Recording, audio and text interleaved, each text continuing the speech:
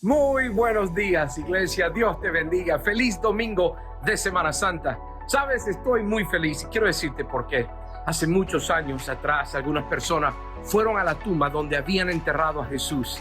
Y sabes, cuando llegaron allí se encontraron con unos mensajeros del cielo mismo, ángeles de Dios. Y mira lo que le dijeron en Mateo 28, verso 6. Dijeron: Él no está aquí, pues ha resucitado. ¿Escuchaste bien? Ha resucitado. Dijeron, tal como Él lo dijo. Y sabes, esta mañana quiero gozarme junto a ti en que tú entiendas que nada de lo que ocurrió con Jesús antes, durante y después de la cruz, la tumba y la resurrección, nada fue al azar, nada fue porque Jesús no aguantó, lo consiguieron, por fin lo atraparon. No había nada de lo que Él hizo que no estaba previamente planeado. Y sabes, en esta mañana quiero recordarte, su muerte fue planeada y su resurrección también. Así que en esta mañana, no importa qué está pasando en tu vida, Dios lo tiene todo planeado. Oh, por Dios, escúchame bien, todo. No parte, todo. Así que esta mañana quiero que nos deleitemos juntos en estudiar un poquito más esta segunda parte de lo que Dios hizo por nosotros a través de la muerte, la sepultura y la resurrección de nuestro Salvador Jesucristo. Disfruta este corto video y en breves minutos nos vemos para comenzar el mensaje de esta mañana. Que Dios te bendiga.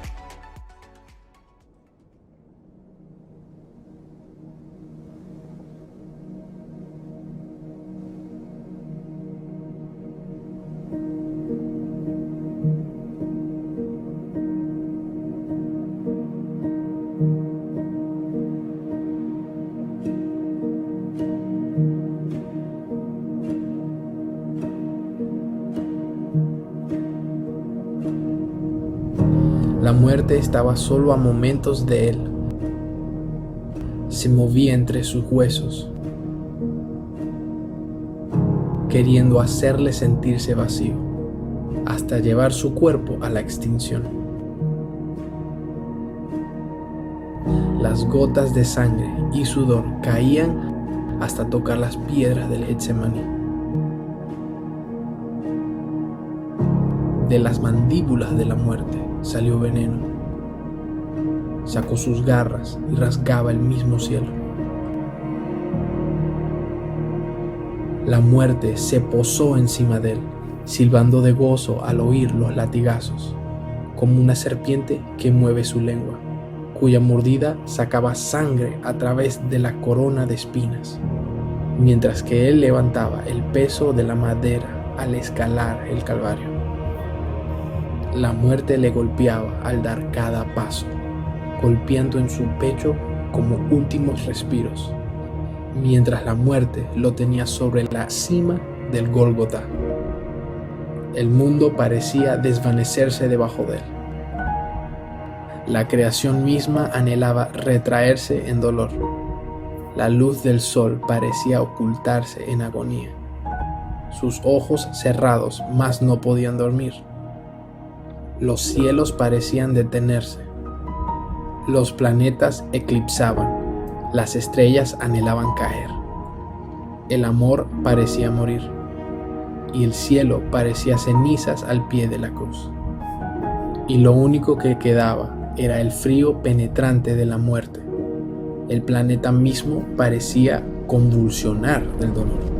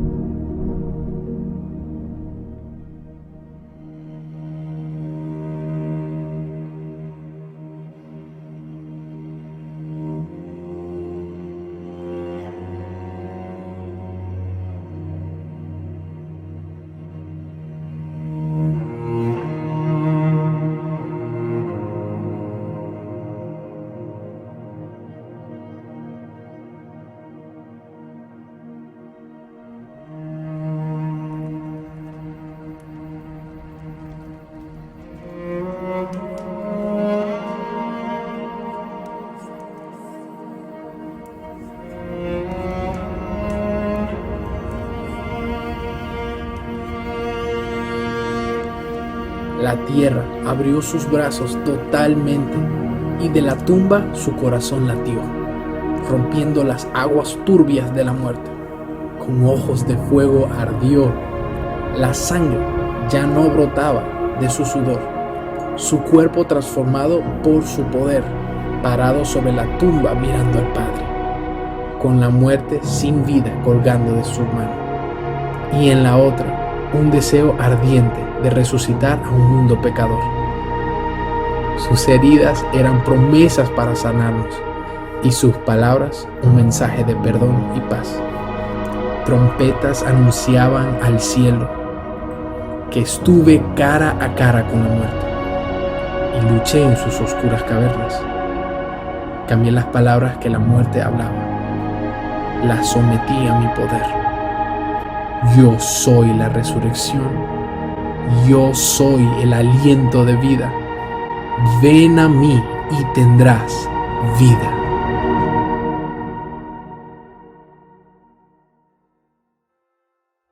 La semana pasada Dios me dio el privilegio de compartir con cada uno de ustedes acerca del Cordero Perfecto, aquel que hizo un trabajo que nadie más podía hacer.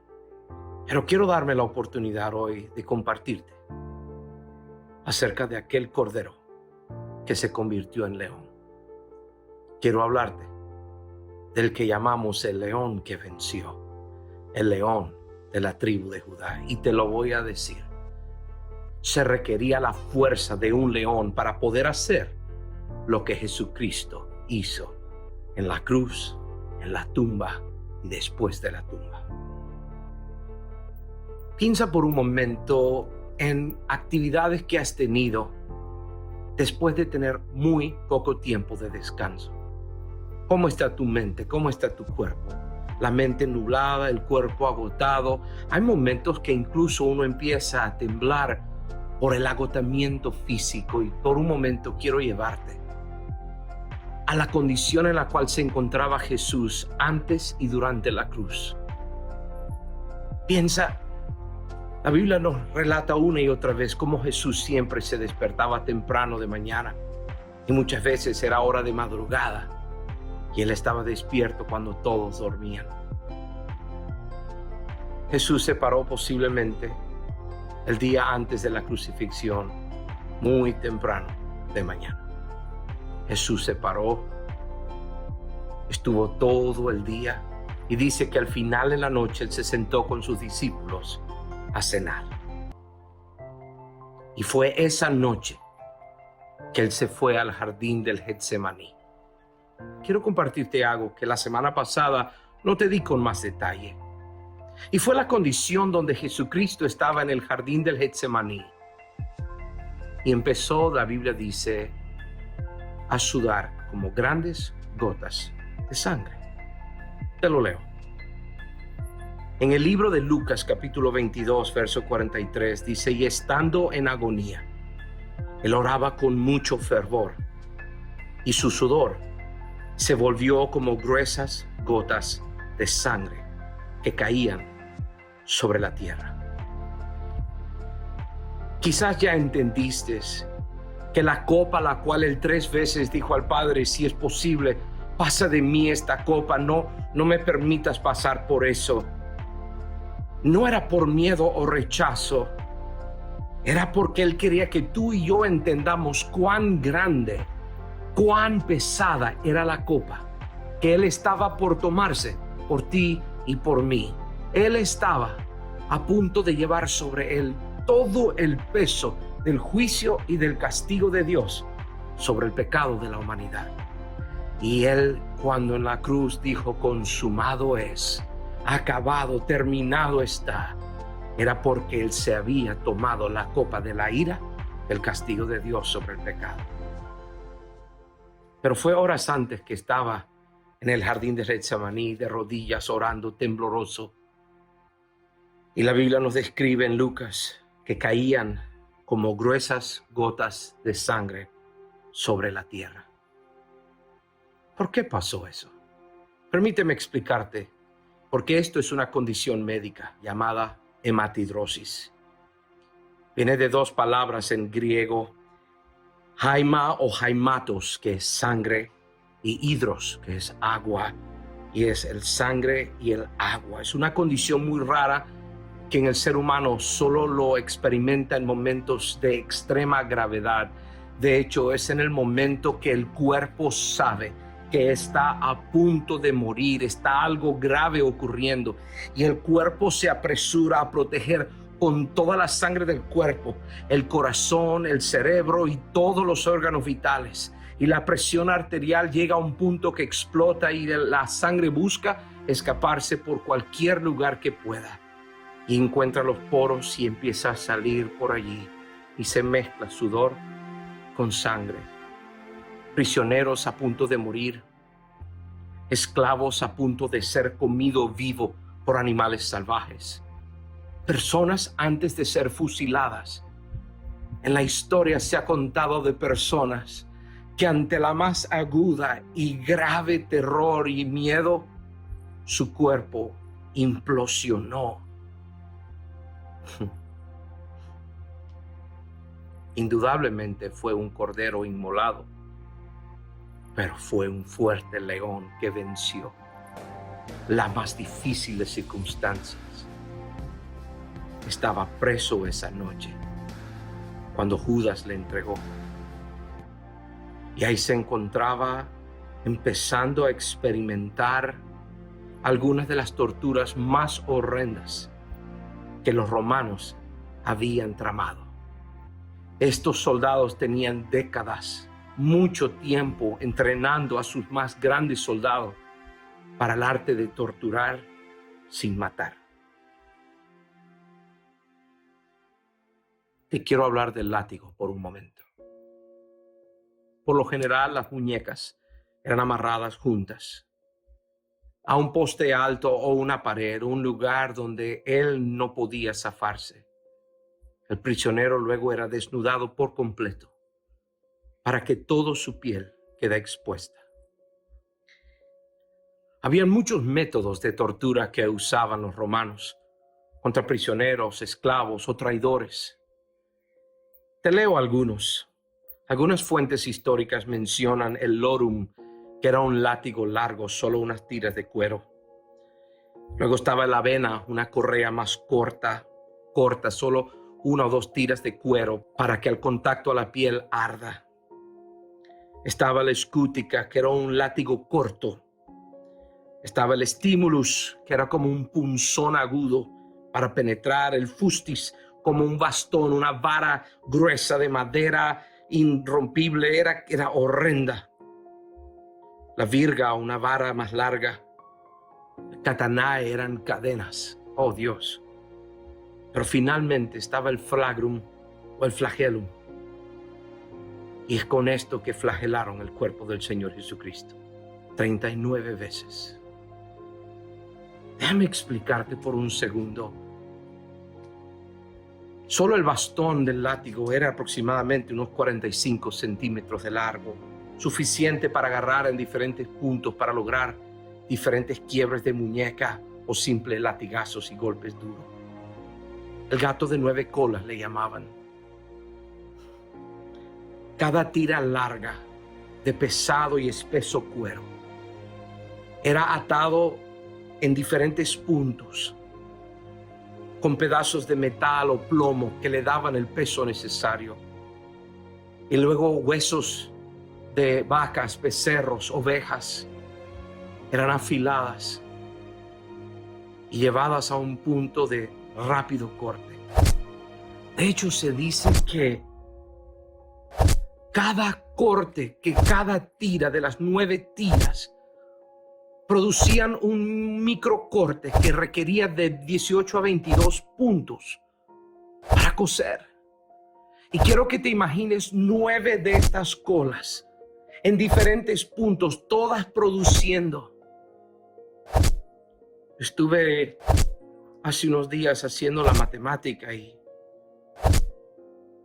excedía más de 300 y pico de cortes, aberturas gruesas en el cuerpo del Señor Jesús.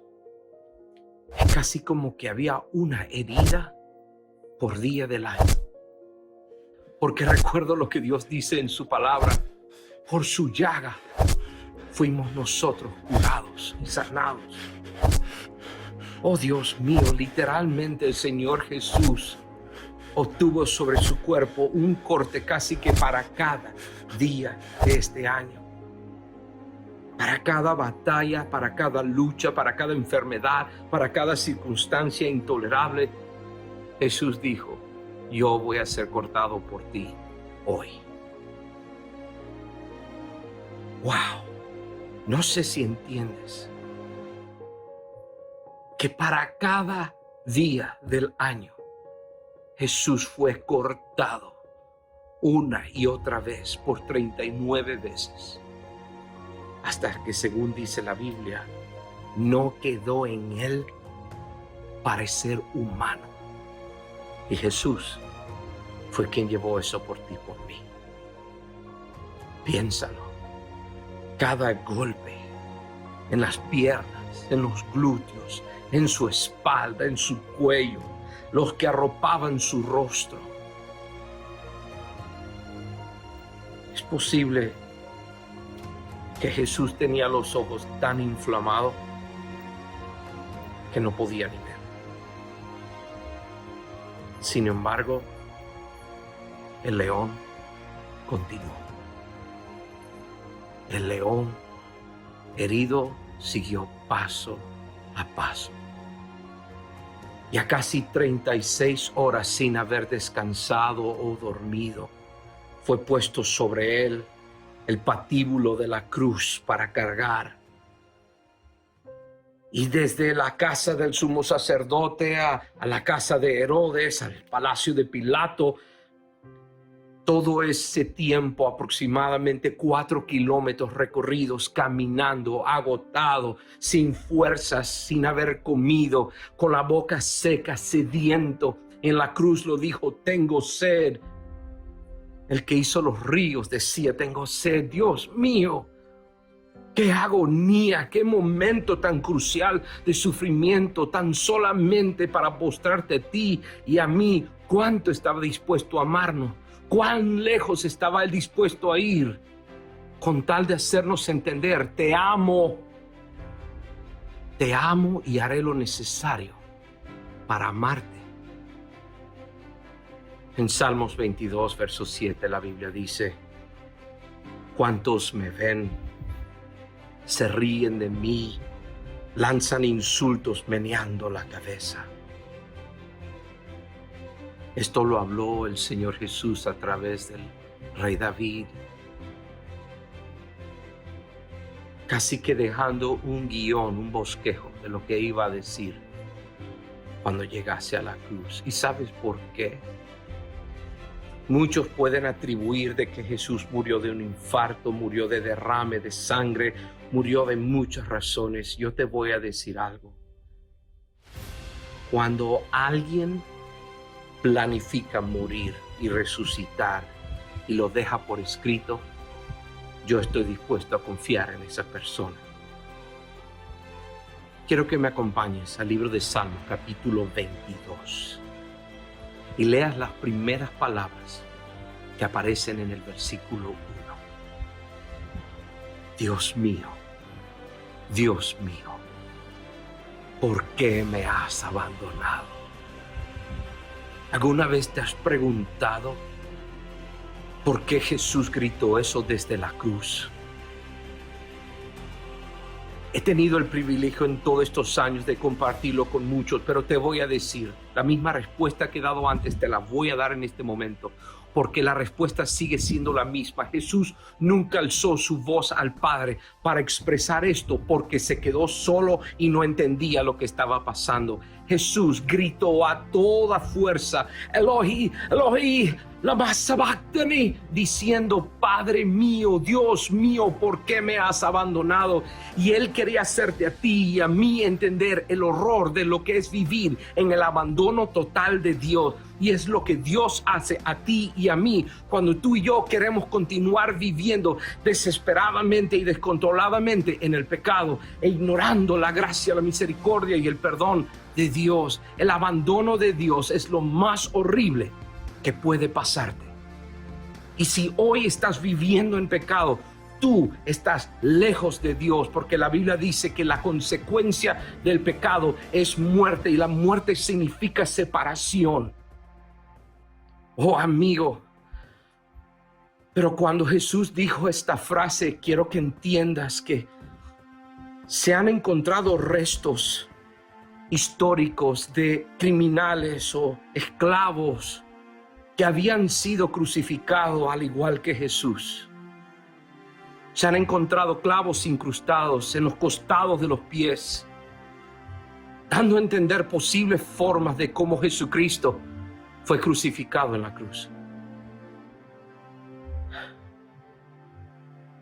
Y es increíble, pero cada palabra que él dijo demandaba una fuerza que solo un león puede tener.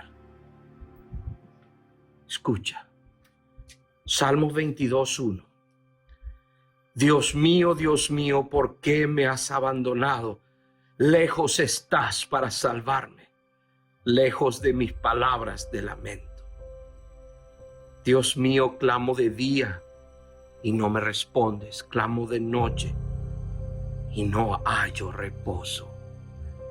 En la noche estaba en el jardín, en el día estaba en la cruz, y en los dos momentos clamó. Pero el Padre, cuando vio tanto pecado sobre el Hijo, dijo: debo distanciarme.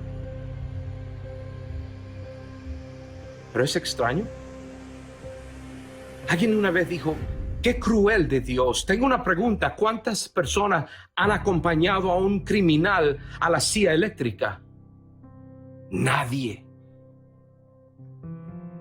¿Cuántas personas han dicho: voy a ir con aquel prisionero y pasar los 45 años en la cárcel con él? No, porque el criminal, el culpable, siempre paga su condena solo.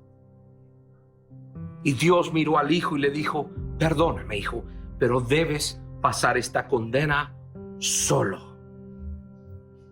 Era la condición que tú y yo terminaríamos teniendo con Dios, de no ser que Él nos extendió la mano para tener una relación con Él.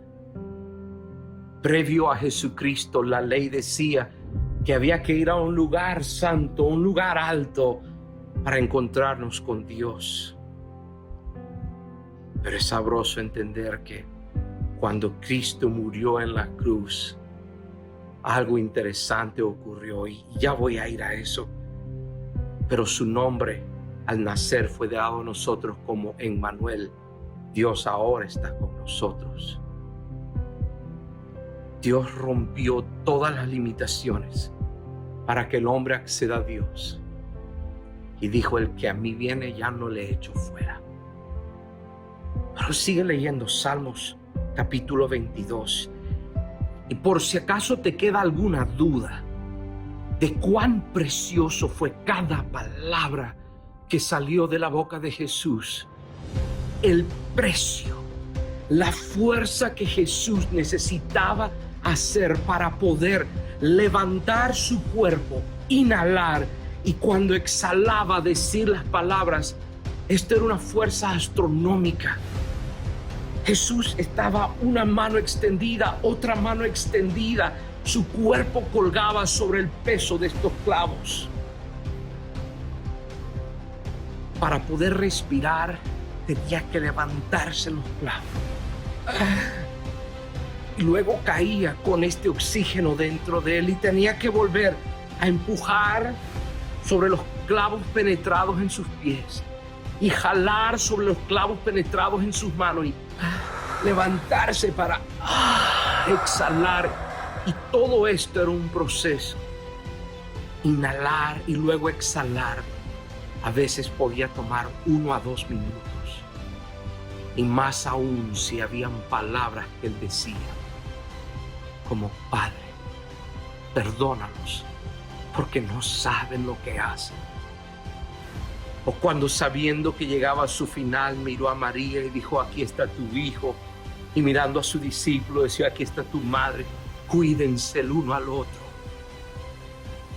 Cada palabra que de él salía era exquisitamente costoso, porque requería tortura, dolor y agonía levantar su cuerpo y bajar su cuerpo una y otra vez para respirar y para hablar. Pero lo más increíble es que lo que él dijo en la cruz, yo lo había declarado miles de años atrás. Sígueme en el verso 6 del capítulo 22 de Salmo. Pero yo, gusano soy y no hombre. La gente se burla de mí. El pueblo me desprecia. Cuantos me ven se ríen de mí y lanzan insultos, meneando la cabeza. ¡Ja! Este confía en el Señor, pues que el Señor lo ponga a salvo. ¿Te suena conocido a un ladrón en la cruz gritando algo similar? Verso 11. No te alejes de mí, porque la angustia está cerca y no hay nadie que me ayude. Yo debo tomarme esta copa yo solo. Contra mí abren sus fauces leones que rugen y desgarran a su presa. Jesús no estaba hablando de lo que ocurría físicamente, sino lo que estaba ocurriendo en el mundo espiritual, donde los demonios hacían desastre tratando de destruir al Mesías, al Rey de Reyes. Como agua he sido derramado. Dislocados están todos mis huesos, no rotos, dislocados. Y él dice, mi corazón se ha vuelto como cera y se derrite en mis entrañas. Se ha secado mi vigor como una teja. La lengua se me pega al paladar. Cuán sediento estaba Jesús. Verso 16. Como perros de presa me han rodeado y me ha cercado una banda de malvados. Me han traspasado las manos y los pies. Puedo contar todos mis huesos.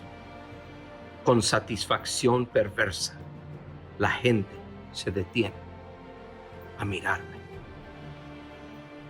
Se reparten entre ellos mis vestidos y sobre mi ropa echan suertes. Pero tú, Señor, no te alejes. Fuerza mía, ven pronto en mi auxilio. ¿Cuán pronto? ¿Qué tal 3 días después? Rescátame de la boca de los leones, sálvame de los cuernos de los toros. Escucha esto, verso 24. Porque Él no desprecia ni tiene en poco el sufrimiento del pobre, y no esconde de Él su rostro, sino que lo escucha cuando a Él clama. Qué poderoso es saber que Jesucristo gritando al Padre, ¿por qué me abandonas? O gritando en la noche al Padre, si es necesario, pasa de mí esta copa. Hay otra forma de hacerla. Y aunque Dios no dio respuesta en el momento, Jesús sabía que el Padre le escuchaba. Mira cómo Él termina en el verso 27. Se acordarán del Señor y se volverán a Él todos los confines de la tierra. Ante Él se postrarán todas las familias de las naciones, porque del Señor es el reino. Él gobierna sobre las naciones. Festejarán y adorarán todos los ricos de la tierra. Ante Él se postrarán todos los que bajan al polvo, los que no pueden conservar su vida. Y a un pueblo que no ha nacido aún, se le dirá que Dios hizo justicia. Wow, cuando leo ese último verso, pienso en mí, pienso en ti. Porque aunque nosotros aún no habíamos nacido en ese tiempo, ya la justicia de Dios se había hecho accesible a ti y a mí. Quiero que te des cuenta que algunas cosas interesantes ocurrieron mientras que Jesús estaba colgado en la cruz. Quiero invitarte a que busques Mateo capítulo 27. En el verso 35 dice: le crucificaron y repartieron su ropa echando suertes, y se sentaron a vigilarlo.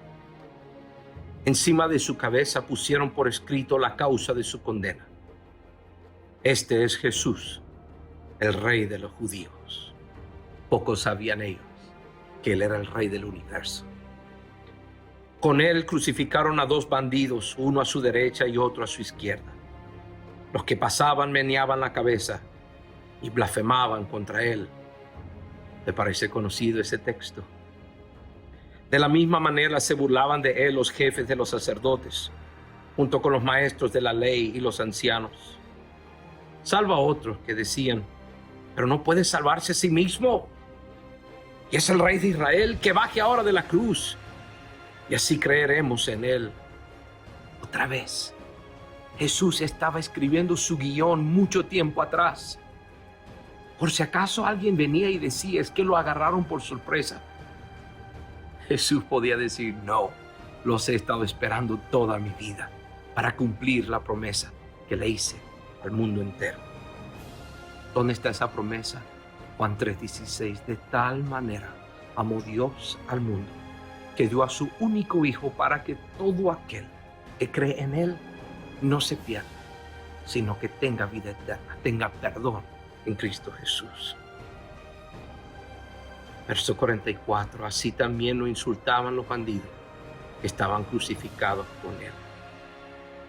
Luego entramos ya al momento de la crucifixión y la muerte. Y en el verso 45 dice: desde el mediodía y hasta la media tarde, toda la tierra quedó en oscuridad. Te recordarás el video de la semana pasada, cuando todos los pecados del mundo se cayeron sobre él. En ese momento posible, los momentos más oscuros del mundo entero, me atrevería a decir, porque los pecados de todo el mundo cayeron sobre él en esa hora. Y dice: como a las 3 de la tarde Jesús gritó con fuerza, increíble que todavía le quedaba fuerza: Eli, Eli, lama sabachthani, que es: Dios mío, ¿por qué me has desamparado? Cuando lo oyeron algunos de los que estaban allí, dijeron: está llamando al profeta Elías. Y otros luego gritaban: déjalo, a ver si viene Elías a salvarlo. Entonces Jesús volvió a gritar con fuerza, y aquí es donde gritó: terminado, acabado, lo consumí todo, Padre, lo consumí todo, mundo, por amor a ti.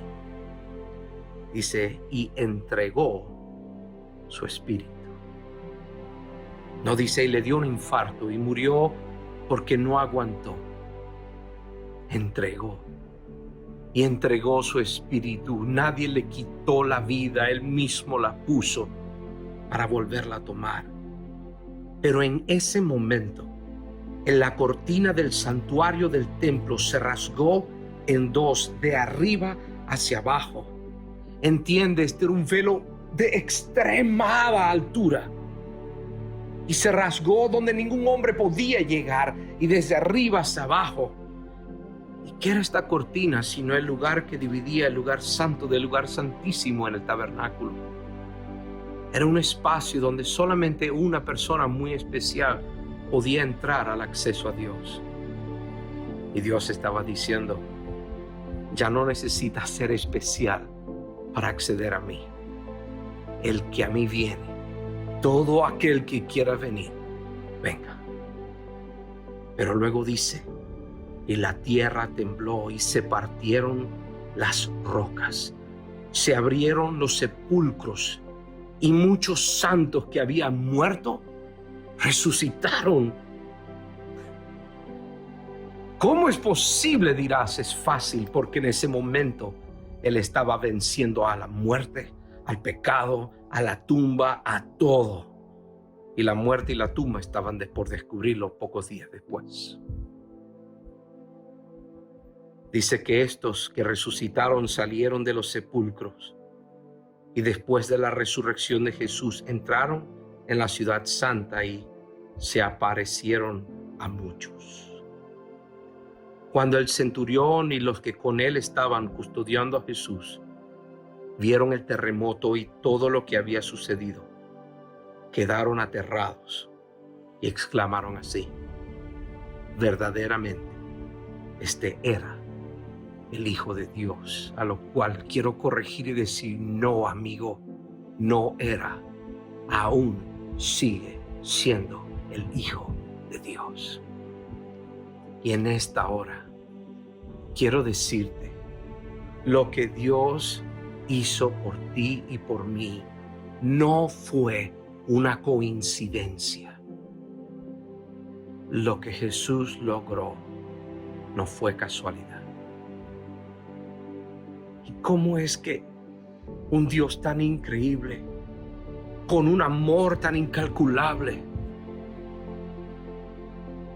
pero con un mundo que lo rechaza, lo juzga, lo compara a otros maestros que han muerto y aún permanecen en la tumba?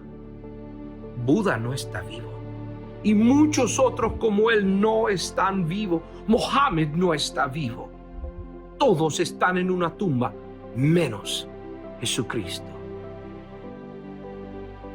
Y luego se atreven a decir que la historia de Jesús es solo un cuento de hadas para aquellos débiles que necesitan algo para continuar viviendo. Sí, yo sin Cristo soy débil, pero en Él soy más que vencedor. Y quiero compartirte brevemente para culminar esta mañana. Quiero compartirte algo tan increíble. Mientras este domingo de Semana Santa nos pasa por encima y mañana lunes el mundo despertará como que si nada ha ocurrido. Entonces, si nadie quiere vivir mañana creyendo que Dios es verdad, déjame mostrarte cómo en el pasado muchos vivieron entendiendo que Dios era real. De hecho, la Biblia entera no es más que una tras otra historia, reflejando, contando, apuntando hacia lo que un día Jesucristo haría por ti y por mí. Déjame mostrártelo. Esta semana donde hablamos de Jesús es tan importante, tan grande, que toda la Biblia literalmente refleja la historia de Él. Observa. Cada personaje en la Biblia apunta a alguien más grande que ellos mismos. La historia de Adán y Eva nos comenta cómo un hombre falló en el jardín al desobedecer a Dios, para luego dar entrada a un segundo hombre que nuevamente en el jardín no fallaría. Y luego su hijo Abel, inocente, fue asesinado, pero dando a entender que un hombre más inocente que él también moriría para pagar por los culpables. Luego Abraham dejó su hogar, dejó su tierra para seguir a Dios y la voluntad que Dios tenía para él, tan solo mostrándonos que un día alguien más grande que Abraham también dejaría a su padre para venir a mostrarnos cómo llegar a Dios. Y luego Isaac, su hijo, también subiría al monte Moriah para hacer un sacrificio, pero Isaac era símbolo de alguien más grande, pero él sí haría completo el sacrificio por nosotros. Luego la historia de Jacob, cuando peleó contra Dios mismo y quedó herido. Así un día alguien más grande que Jacob vendría y pelearía por nosotros, y quedando en él las marcas de una herida por amor a nosotros. Luego José nos muestra cómo él amó a quienes fueron desleales y lo traicionaron, sinónimo de alguien que un día más grande nos amaría a pesar de nuestra traición y deslealtad a él. Y luego Moisés separó entre Dios y los hombres con los 10 mandamientos, mostrando un pacto. Luego alguien separaría también entre Dios y los hombres, mostrando un pacto aún mayor. Y luego David, que peleó por la nación de Israel para darles libertad, vendría alguien más grande que él para pelear por su pueblo, para darnos a nosotros una libertad que sería eterna. Y luego la reina Esther dejó su trono, dejó su palacio para cuidar de su pueblo. Ella era un símbolo de que un día alguien mayor que ella vendría a hacer algo mucho mejor todavía. Y así como Jonás fue lanzado al agua para que se salve la tripulación, así alguien llamado Jesucristo se lanzó al mar de pecado para salvar no una tripulación, sino al mundo entero.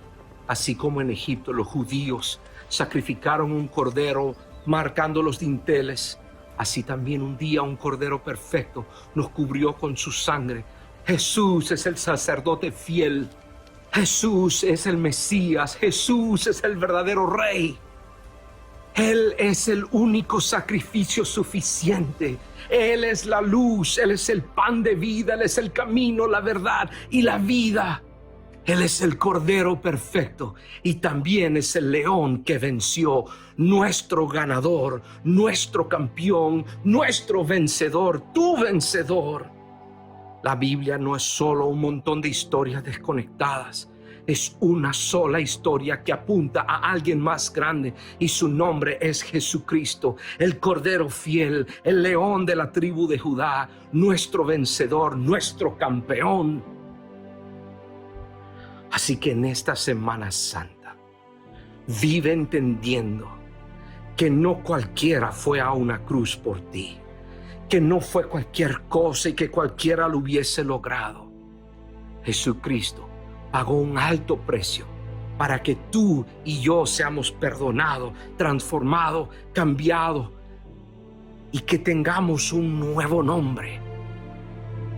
Y nunca olvides que Él no quedó clavado en la cruz, sino que al tercer día, como dicen las Escrituras, se cumplió lo que Él mismo había dicho que escriban, que al tercer día Él resucitó.